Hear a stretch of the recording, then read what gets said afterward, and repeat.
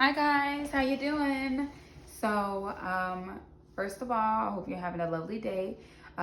This video is just the basics on what I did to get my credit score from being in college. So, when I went to college, it was 2015, and then I ended college in 2019 in June.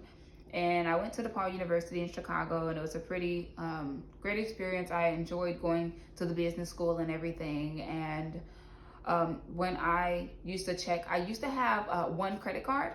It was really difficult at first to get a credit company because just starting out fresh, I didn't have any credit. So I started out with about a 550 credit score or so. And then when I was 22, I ended up getting my own apartment. So when you first start out, I think that this is good for people who, if you want to put someone under your credit,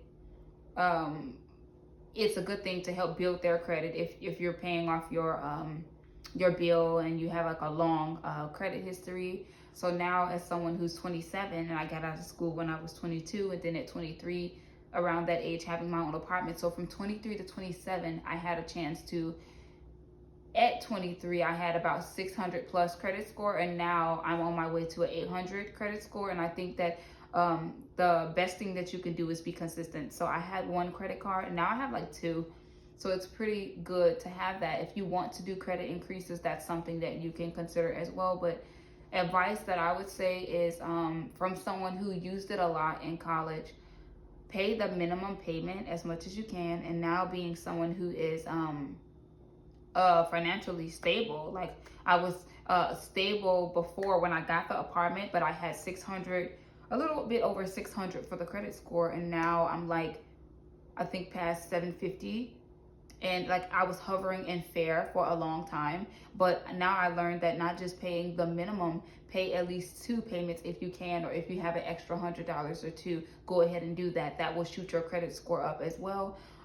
Holding on to an account, like for instance, if you have a Discover, have your Discover account open for a while, let it keep rolling. The length of your credit looks good. I believe that the utilization, how much you're using it. Me personally, I've been someone who's used a credit card and used it over many times, right? I've done that before. I think that it's always good to, learn from a mistake, or if you need it for something, use that, and then they won't let you go over too much.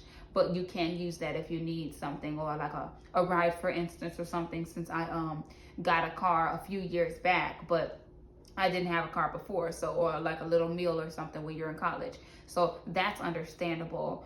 And I could only pay the minimum payment. But now being someone, as you get older, you know that the minimum is good for making your on-time payments, but it's also a beautiful thing to pay a little bit extra if you can. Keep the utilization down to 30% or below, or even 50% below. You don't want to use it too much. Continue to have the activity rolling. If they offer you a credit increase, then you can take that if you want to. I just learned so much about credit.